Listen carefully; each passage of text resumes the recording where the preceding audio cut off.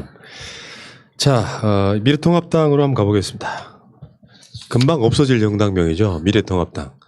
뭐 맥락도 없고 의미도 없고 미래통합당은 도대체 왜 무슨 실제로요 이제 이 호칭 이야기를 한번 해볼게요. 명칭, 당명 이야기 한번 해볼게요. 우리는 예를 들어서 민주통합당 이런 건 민주 세력의 통합, 통합민주당은 민주 세력의 통합 이런 의미란 말이야.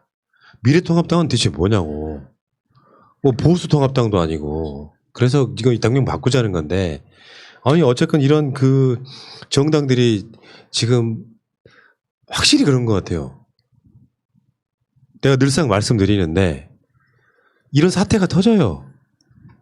추미애 장관이 윤석열에게 수사 지휘권을 발동을 해. 그 사건의 맥락을 보면 상식적인 놈들은 사건의 맥락을 보면 윤석열 개인의 문제네. 그걸 덮으려고 저러네. 이 맥락이 있잖아요. 근데 갑자기 추미애 탄핵이 나와. 이거는 정파를 떠나서 자기들 스스로 무덤 파고 있는 거예요. 그렇잖아. 예를 들어서 거기까지 이해해. 현직 법무부 장관이었던 조국 훑터는 윤석열 그러면은 지들이 보기엔 멋있어 보이겠지. 정권을 흔드니까. 근데 그 비리가 있다고 하니 거기를 노골적으로 반대할 수 있는 명분도 없는 거예요. 보통 사람들은. 근데 이거는 조국 법무부 장관의 비리에 관련된 문제도 아니야. 윤석열 비리에 관련된 문제야. 정확히 보면. 근데 거기에 수사지휘권 발동하니까 추미애 장관을 탄핵하겠다. 탄핵 소추하겠다. 뭐 불가능한 지키기를 하지만 그러면서 하는 말이 우리가 의석수가 적다고 더 저런다는 거야. 우리가 의석수가 더 적으니까 더 저런다는 거야. 그러면서 국민이 함께 분노하라. 요게 이제 소위 말하면은 미래통합당의 의석수 부족한 걸 메꾸기 위한 여론작전. 의석이랑 아무 상관없는 것 중에 하나가 여론이에요. 박근혜 탄핵이 그렇게 이루어진 거잖아요. 의석은 사실상 불가능했지만 탄핵을 시키는데 여론이. 그러니까 지금 주호영이 용을 쓰면서 여론을 막 규합하려고 해. 근데 명분이 안 만들어지고 있잖아요. 검찰정법 8조를 보면요. 법무부 장관은 검찰 사무의 최고 감독자로서 일반적으로 검사를 지휘 감독하고 구체적 사건에 대하여는 검찰총장만을 지휘 감독한다라고 정하고 있어요. 지금 구체적 사건에 대해서 검찰총장만을 지휘 감독하셨거든요. 추미애 장관님께서. 이게 도대체 검찰정법 8조를 어떻게 위반했다고 하는 건지 제가 알기로는 이분은 판사 출신을 알고 있는데 이런 참신한 아이디어가 어디서 나왔는지 참 궁금하고요. 뭐 이런 헛소리를 한다는 거는 역으로 바꿔서 말하면요. 이거밖에 할 게 없다는 거예요. 이미 군소정당으로 그러니까. 줄어들어 버렸기 때문에 자기네들이 할 수 있는 게 앉아서 뻥까 치는 것밖에 없는 거죠. 이게 지금 이제 동정심 유발하는 작전인데 이건 자격지심도 아니야. 보통 이제 가장들이 돈을 잘 벌다가 무슨 사유로 돈을 못 벌게 되면은 이게 한 6개월 지나고 나면 자격지심 발동하죠. 내가 돈을 못 번다고 이러냐? 그래서 부부싸움을 하게 돼요. 뜨끔. 근데 우리가 의석수가 적다고 저런다는 건 국민들한테 우리 좀 도와주세요 그러는 건데 얘네들은 안 된다니까. 그러니까 얘네들이 점수를 얻는 방법은요. 국회에 들어와서 언제 그랬냐는 듯이 모범생처럼 일하는 거예요. 이렇게 여론전 해가지고 추미애 장관의 저 수사지휘권 발동은 명분이 확실합니다. 윤석열 총장의 문제이기 때문에 그래요. 이게 무슨 권력형의 무슨 핵심 비리를 뭐 하려다 보니까 그런 게 아니고 얘는 지금도 조국 장관 수사했기 때문에 윤석열을 싫어한다 쪽으로 몰고 가려고 하지만 이건 명백하게 윤석열 총장의 측근 또는 윤석열 총장이 선거에 개입하려고 했던 어마어마한 사건이라니까. 이거를 추미애 탄핵 소추로 몰고 가면 이건 미친놈들이라고. 이게 이제 그 경상도 쪽이나 일부 영남 자민련이라는 쪽에 계신 분들 보면 와 엄청나게 잘못해서 이제 미래통합당이 탄핵을 시키는구나로 프레임이 써주는 거예요. 이제. 네, 동정심 유발이 된 게 네. 저는 이걸 보고 화나는 게 아니라 너무 안쓰러웠거든요. 왜 이렇게 모질이 같은 발언을 하지? 이것 때문에 너무 안쓰러웠어요. 그래도 제1 야당인데. 그래서 동정심 유발은 제대로 했다. 근데 우리나라의 토착 애국 세력들은 이렇게 하면 좋아해요. 열심히 싸우고 있다라는 말을 하거든요. 그치. 진짜. 그러니까 네. 지금 주호영의 말은 그 얘기가 또 나와요. 계속. 조국 장관 수사했다고 보복하는 것인데 한번 봅시다. 백주 대낮에 법무부 장관이 검찰총장을 패대기 치는 일이 있을 수 있느냐. 저는 광기라고 본다. 여기에 사건의 맥락은 없어요. 왜 추미애 장관이 수사지휘권을 발동했는지 맥락이 없어. 추 장관은 법치주의를 소유해야 하는 막중한 책임을 져버렸다. 그럼 검찰총장은요? 검찰의 독립성과 중립성을 확고히 보장해주고 정치권의 외풍을 막아야 함에도 오히려 자신의 지위와 권력을 이용해 검찰의 독립성과 중립성을 훼손했다. 대체 뭐 하자는 거예요? 검찰총장의 비리를 스스로 셀프로 덮으려고 하니까 법무부 장관이 어쩔 수 없이 수사 지휘한 거야. 이게 사건의 맥락이. 이렇게 나쁜 놈들이 있냔 말이야. 밑도 끝도 없이 추미애 장관이 어느 날 갑자기 윤석열이 정말 공명정대하게 잘하고 있는데 갖고 뺨 때린 거야. 지금 이게? 아니 세월호 사건에 대해서 과실치사 혐의로 기소하려던 검찰을 막았던 그 자들에 대해서는 입도 뻥끗 못하는 것들이 지금 이 사건에 대해서는 지휘 자체가 부적절했다? 이거는 말도 안 되는 소리고 검찰 이렇게 법무부 장관이 검찰총장을 패대기 친 게 아니고요. 검찰총장이 법무부 장관을 패대기 친 거죠. 지휘를 했는데. 개긴 거지, 개기는 그렇죠. 거지. 그 지휘를 했는데 지휘를 받을까 말까 자기네들끼리 모여서 이야기를 하고 있다는 것 자체가 법무부 장관을 무시한 거고 나아가 대통령을 무시한 거고 그 대통령의 권한을 위임한 국민을 무시한 행위입니다. 이거를 가지고 당신네들이 어떤 식으로 미사역을 붙여서 사건을 호도를 하려고 해도요, 할 수 없는 부분이 있어요. 왜? 결국 책임을 지는 거는 문재인 대통령님이 책임을 지는 거예요. 네. 자, 문재인- 주호영 씨. 조국 장관 그렇게 수사를 할 때 문 대통령이 박근혜 같았으면 어떻게 했겠어요? 윤석열 옷 벗겼겠지, 바지 벗겼겠지. 그럼 종기가 드러났겠지. 그치? 그러니까 얘네들은 뭔가 좀 이상해. 얘네들이 절대 사람 안 될 거라고 말하는 게 이런 이유 때문에 그래요. 왜냐하면 야당이건 여당이건 정상적인 것들에 대해서는 호응을 같이 해줘야 나중에 똑같이 안 나간다니까요. 이런 상황이 되면. 근데 윤석열의 어쩌면 측근과 본인의 비리일 수 있는 부분들을 이런 식으로 옹호를 해버리면 나중에 똑같이 당해. 세상이 안 바뀌는 거야. 세상이 아무리 바뀌어도 얘네들은 거기에 물결에 올라타지 못하고 늘 수구 세력이 돼 있는 거예요. 미친놈들인 것 같고. 여기에 또 주호영이 한 말 중에 윤석열이 정치에 나오는 것은 맞지 않다는 이야기도 해. 요거는 잔머리를 전략에 올렸는데 나한테 딱 긁힌 거지. 그러니까 뭐냐면 윤석열이 정치에 나오는 게 맞다고 이야기를 해버리면 그렇기 때문에 윤석열을 옹호하고 추미애를 공격한다는 소리 들을까 봐 윤석열은 정치에 나오면 안 된다고 일단 알리바이를 만들어 두는 거예요. 실제로는. 근데 만약에 진짜 대권 주자가 없으면 윤석열이라도 기어 나오려고 하겠지. 다만 윤석열이 대권에 나올 수 있을 만큼 간이 클까? 이런 거 있잖아. 내가 재산이 한 100억쯤 있다고 쳐. 마누라거든 뭐든 간에.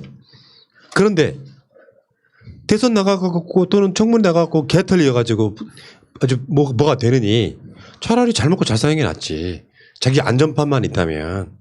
그런 차원에서 윤석열은 전 대선 나오는 건 좀 현실적으로 어마어마하게 용기가 필요한 일이라고 생각하고 요거를 지금 윤석열이 정치에 나오는 건 맞지 않다고 말하는 것도 웃기다는 거야. 꼴 같지 않으면 지들이 사람 없으면 그렇게 불러낼 거면서. 자기는 판사 출신 정치하고 있으면서 본인도 하고 싶어 하는데요, 지금. 아니요, 저는 윤석열 이게 우리나라에서 가장 걱정이 되는 게 뭐냐면요, 이명박도 대통령을 한 게 우리나라거든요. 그러다 보니까 윤석열 같은 사람도 말 그대로 가족 때문에 털리고 그 자신에 대한 의혹 때문에 털리고 하더라도 대통령이 당선될 수도 있다라는 이런 걱정들을 하시는 분들이 있어요. 근데 우리 국민들이 바보들이 아니에요. 이명박을 이미 한번 겪어버렸기 때문에 이명박 이전에는 가능할 수도 있어요. 근데 이명박을 한번 겪어버린 국민들이기 때문에 야, 저러면 안 돼. 그거는 DNA에 파고 들어버려요. 저러면 안 되라고 하기 때문에 정말 윤석열이 정치를 하러 나오면 그 정치라는 혹독한 검증 과정을 절대 못 벗어난다고 보고, 그리고 저는 오히려 윤석열이 정치를 하게 되면 미통당에 격추당해 버릴 거라고 봐요. 아니 너무 나갔다. 근데 그 부분은 너무 나갔고 나는 그 윤석열이 정치를 한 해 만에 여러 걸 떠나가지고요. 윤석열이 지금 나를 대선 주자에 넣지 말아달라는 이야기를 한 번 더 하지 않는 이상 즐기고 있는 건 맞아요. 즐기고 있는 건 맞고, 여기 지금 주호영 같은 놈들은 정말 이 수가 단순한 거 있잖아요. 수가 단순한 거. 근데 이게 잔머리가 눈에 보이잖아. 윤석열을 대선 주자 뭐 이런 식으로 인정을 해버리는 순간에 그렇기 때문에 니들이 윤석열 비호하는 거야. 이 프레임이 안 빠지려고 윤석열은 뭐 그러니까 정치 안 하는 게 뭐 불러낸 게 온당치 않다 이렇게 표현하는 것 같고요. 윤석열이 필요하면 갖다 쓰겠죠. 근데 이제 그 이야기 끝에 이런 이야기 하나 있지. 김종인이 당 밖에서 데려오겠다라고 하는 정치인이 있다. 대선에 나갈 사람이 있다. 뭐 이런 얘기가 있었잖아요. 그중에 김동연 전 경제부총리가 언급이 됐어. 나는 김동연 씨가 미래통합당의 후보로 거론된다는 것 자체가 나는 넌센스라고 생각해요.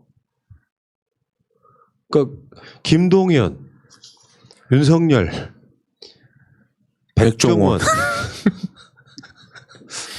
근데 한마디로 말씀드릴게요. 대선 주자는 어느 날 갑자기 나타났다고 해도 그 사람은 대통령 되면 안 됩니다. 수업을 해야죠. 그러니까 대한민국 사람 중에 그런 마인드는 버려야 돼요. 어느 날 갑자기 대선 주자가 백마탄한 왕자처럼 나타나지 않아요. 정치권 내에서 수업을 쌓아야 돼. 오죽하면 이낙연 총리 같은 사람도 당대표를 해보려고 하겠습니까? 대선 수업이죠. 그런 관점에서 보면은 김동연 같은 사람들이 만약에 어떤 그 결이 그쪽이어가지고 대선 후보로 나온다고 한들, 윤석열이 대선 후보로 나온다고 한들 불행의 시작이에요. 단적인 애가 하나 있잖아요. 안철수. 안철수는 당으로 안 나간 상태에서 그 당시에 당 깨지기 전에 일단 노원에 출마할 게 아니라 부산으로 나갔어야 되고요. 그래서 낙선한 뒤에 문재인 정부에서 장관 등의 수업이 있었다면 훌륭한 정치인으로 바뀌었을 거예요. 그러니까 지금도 초딩의 언어를 구사하면서 제가 MBA 아바타입니까 하는 그런 짓을 하고 있는 거예요. 오직 할 수 있는 거라고는 의료 자원봉사하고 마라톤밖에 없는 이 국정 수업이에요. 그 시간 낭비라는 거야. 자기가 뭔가를 통해 가지고 자기가 그 경험을 쌓을 수 있는 거랑 상관없이 할 수 있는 게 고작 국민한테 보여주기 위한 마라톤 쇼, 의료 봉사 쇼밖에 없는 거예요. 그러면 이 사람의 뭘 얼마나 진화를 하겠냐고요. 어쨌건 김동연도 지금 이동당이 묻어버리는 사건이 돼버리는 건데 즉각 백종원처럼 대선 나갈 생각이 없다라든지 나갈 생각이 있다라든지 이야기 안 해주면 나가는 걸로 돼버립니다. 저는 그 이초호 선생님께서 계속 이렇게 말씀하시잖아요. 계속 이게 보면 맥락을 보면 나중에는 결국은 나밖에 없다라는 말이 나올까봐 심히 염려스러워요 지금. 내년 4월달에 내밖에 없으니까 나를 밀어달라. 아니 내가 봤을 땐 네. 김종인이 제일 나아. 그니까요. 그중에 제일 나아. 그러니까 문제가 80년생이 이제 우리나라 대통령 후보에 나올 수도 있다는 생각이 좀 들어요 이제. 뭐 한국의 버니 샌더스 뭐 그런 이미지 캐릭터 만들어야지 뭐. 네. 버니 샌더스한테 고소당하실 수 있습니다. 미안하게도 버니 샌더스는 한국말을 모르더라고. 아, 다행이네요. 저는 김종인에 의해서 언급되는 이 대선 후보들이 그냥 정치 안 한다라고 말할 게 아니라 화를 내야 된다고 생각하거든요. 일종의 명예훼손 아닙니까? 나는 미통당과 전혀 결이 다른데 내가 미통당 입장에서 이름이 언급되면 사람들은 저 사람 미통당 계열인가 봐. 그 결인가 봐라고 생각할 수 있잖아요. 솔직히 당사자들은 김종인이 이런 말을 했는지도 모를 수도 있어요. 언론에서 너무 보도를 그러니까 하니까. 언론에서 보도를 얼마나 했는지 모르겠는데 솔직히 저는 김종인이 무슨 말을 하는지 관심 없습니다. 자 일단 뭐 아무튼 웃기고요. 대선 그러니까 이런 거 분명히 있죠. 미래통합당이 뭘 해도 대선 주자가 없는 상태에서는 좀 장래가 암울하다 이런 개념일 거예요. 그러니까 대선 주자를 자꾸 이렇게 이야기를 거론하는 것 같은데 나는 그게 아니라고 생각하는 거죠. 대선 주자만 있다고 당이 지지율이 올라가는 건 아니고요. 여러분 최근에 여론조사를 보면 뭐 민주당이 30%대로 떨어졌고 미래통합당이 리얼미터 기준 30%가 됐다고 하는 거 전혀 섞지 마세요. 왜냐하면 그게 한계니까. 30%까지는 올라간다고 민주당이 못하는 것 같은데 미래통합당의 메시지가 세게 나가면 30%까지는 올라가요. 다만 그것은 사이언스입니다. 과학이라고 과학. 미래통합당의 지지율이 30%까지 올라가는 건 리얼미터 기준의 과학이에요. 거기에 막 현혹되실 필요는 없는 것 같고 문제는 기본 마인드 바꿔야 된다고. 세월호 5.18 등등등 관련한 여러 가지 것들이 있잖아요. 이 마인드를 바꾸지 않는 이상 이 당은 계속 위축될 수밖에 없는 거예요. 제가 수년 전에 했던 이야기를 다시 한번 리바이벌 한번 해볼게요. 정치 세력이나 정당은 내가 자랑스러워야 돼 확장성이 생기는 거예요. 말하자면 볼메 임준희 친구가 나 미래통합당 당원이라는 말 못해요. 부끄러워서. 그러면 확장성 없는 상태로 조용히 있는 거야. 심지어 죄책감까지 느껴. 우리 친구들은 다 미래통합당 안 좋아하는데 미래통합당 좋아한다는 말을 못하지. 근데 민주당은 어디까지 와 있냐면 최소한 나 민주당 당원이라는 이야기도 부끄럽진 않아요. 그런 정도의 문화를 만들려면 일반 국민 정서에 부합하는 정도의 마인드를 갖고 있어야 된다고. 이런 꼰대식의 마인드 갖고 정치하고 어그로 끌고 발목 잡고 대선 후보만 몇 명 있으면 이길 수 있다고 생각하는 졸라 착각을 버리세요. 김종인 씨. 답답해서 진짜. 그 예를 하나 들어드릴게. 비정규직 관련해가지고 지금 그 인국공 이야기에 이 대책이라고 지금 그 미래통합당의 국회의원 한 명, 윤희숙 의원이 대안을 내놨더라고. 비정규직 대책이라고. 나 어처구니가 없어가지고. 다시 한번 말씀드려요. 미래통합당은 비정규직에 대해서 기본적으로 비정규직을 양산하는 세력이에요. 난 지금 현재 대한민국 산업구조에서 비정규직이 필요 없다고 말하고 싶진 않아요. 있을 수 있겠지. 근데 우리가 비정규직과 정규직을 나누는 데 있어서 가장 중요한 요체가 뭐예요? 고용 안정하고 임금이에요. 근데 지금 그 법 하나 있었지. 그 비정규직 사용기간을 2년으로 제한하고 그 이상 근무할 경우에 직접 고용하도록 하는 거. 이걸 악용해가지고 해고시키고 다시 시작하잖아. 그러니까 아예 이 법을 없애자 그래. 윤희숙 의원이. 멍청한 짓이지. 그러면 이건 부작용일 뿐이고 운영하는 사람들이 악용하는 차원이고 이거를 보완을 하면 되잖아. 그렇게 못하게. 근데 이게 2년이 지나고 나서 직접 고용하는 쪽으로 바꿔야 되는 법이 있으면 이걸 보완하면 되지 이 법을 없애자고 해. 이게 무슨 비정규직 대책이냐 말이야. 그 근로기한 2년 제한을 뒀던 거는 그 당시에 막 비정규직이 난립하고 있을 때 비정규직을 보호하자는 차원이었잖아요. 2년 안에 막 자르고 이러는 일 없게끔 하자고. 그런데 여기에서 이런 주장을 한다라는 거는 진짜 납득할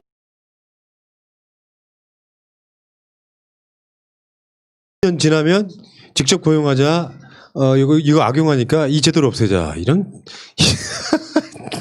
그러니까 비정규직을 완전히 없앨 수 있는가라는 부분에 있어서는 조금 부정적이에요, 저도. 왜냐하면 업무 특성상 비정규직일 수밖에 없는 것들도 몇 개 있거든요. 일부가 있긴 해요. 예, 예. 그러니까 그 부분에 대해서 이제 유럽 선진국 같은 경우는 비정규직을 오히려 걔네들이 우리나라보다 정규직보다 비정규직의 비율이 더 높은 경우가 있는데 그 경우는 어떻게 해결을 하냐?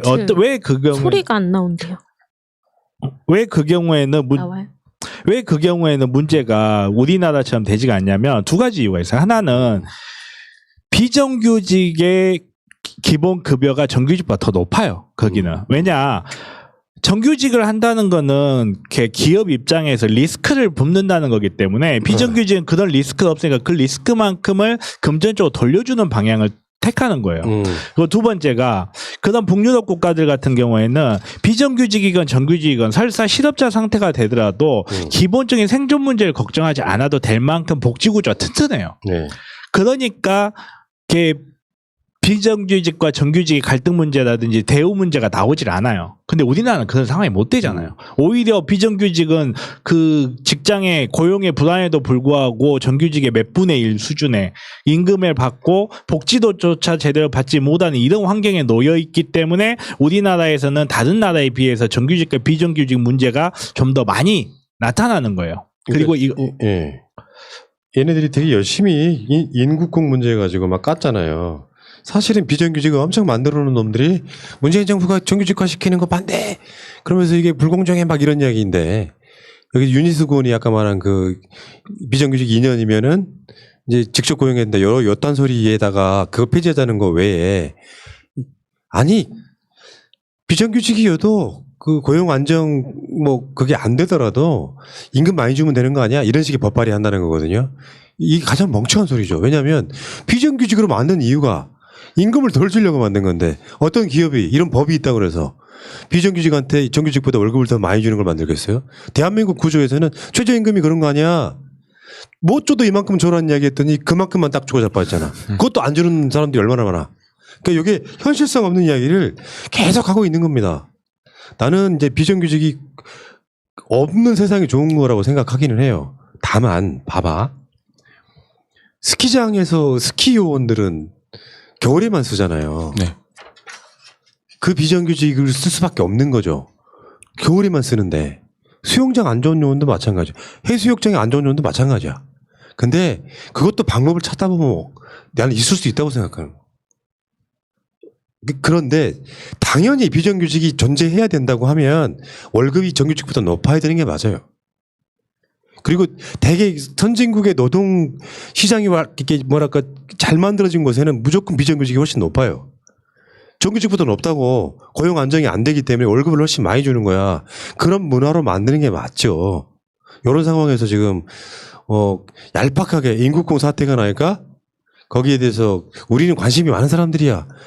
기본적으로 비정규직은 어쩔 수 없이 생기는 거라면 거기 받아들이되 비정규직들한테는 처우를 더 개선해주고 가급적이면 비정규직이었는데 정규직하고 똑같은 일하는 사람들 이런 사람들은 정규직으로 전환해주는 그런 기본 마인드 없는 놈들이 지금 거기 얄팍하게 편성해가지고 문재인 정부 까는 데 써먹고 있다는 거예요. 지금 대기업들이 하도급에서 물건을 주면서 일을 시키면서 할 때 보면 거기에서 원가가 들어가고 최저임금 얼마 주고까지 계산을 해서 하도급 업체들을 주고 있어요. 대기업들 너무 잘 알아요. 원가 관계. 그렇기 때문에 계속 비정규직 양산하는 거고 그 비정규직 그런 것보다 자기에 있는 자회사를 만들어 가지고 복지를 주는 게 맞잖아요. 계속 좀 그러니까 어떤 것 같은 경우는 비정규가 높을 때는 뭐냐면 프로젝트 같은 거 있잖아요. SI 업체나 그런 거 할 때는 몇 개월만 하니까 그러니까 임금이 높을 수밖에 없어요. 최고의 잘할 수 있는 사람 데리고 할 때 높은데 우리나라에서는 지금 또 비정규직하고 정규직 계급으로 나누거든요. 이 계급에서 내 계급으로 네가 넘어왔어? 라는 거에 대해서 좀 문화를 바꿔야 한다는 느낌이 들고요. 좀 그런 생각이 들어요. 저는. 비정규직 문제에 대책을 내려면 전 파견법을 폐지해야 된다고 보고요. 그리고 노동계에서도 얘기하듯이 어느 직종에 어느 이유로 써야 되는지를 명확하게 명시를 해놔야 그게 비정규직이 자꾸 난립하는 문제를 없앨 수 있는 거지. 이런 식으로 다 없애자 하는 거는 말이 안 되죠. 저번에 그 비정규직 문제가 한참 문제가 됐을 때 시뮬레이션 비슷한 걸 해본 본 적이 있거든요. 파견하지 않고 직접 고용하면 비정규직이나 정규직이나 임금 차이가 없어요. 근데 책임을 안 지기 위해서 파견하는 방식으로 내보내잖아요.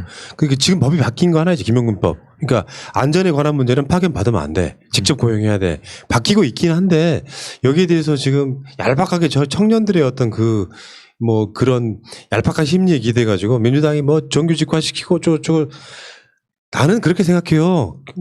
어떤 떨거지들이 계속 그런 얘기 하던데 3년에 걸쳐서 인국공의 비정규직을 정규직으로 만들었다고 하면 일단 칭찬이 먼저 아닙니까? 칭찬이 먼저잖아. 그렇지만 이러이러한 부분은 약간 미흡하다고 느끼면 거기에 대한 대안을 제시하는 것이 언론과 야당의 몫인데 말도 안 되는 걸로. 젊은이들 잘못 알고 계셔요. 그거는 분명히 좋은 방향성이 맞습니다라고 이야기를 하는 게 맞죠. 아유. 여기까지만 해요. 그러니까 니들이 안 되는 거다 이런 이야기를 드리고 싶고.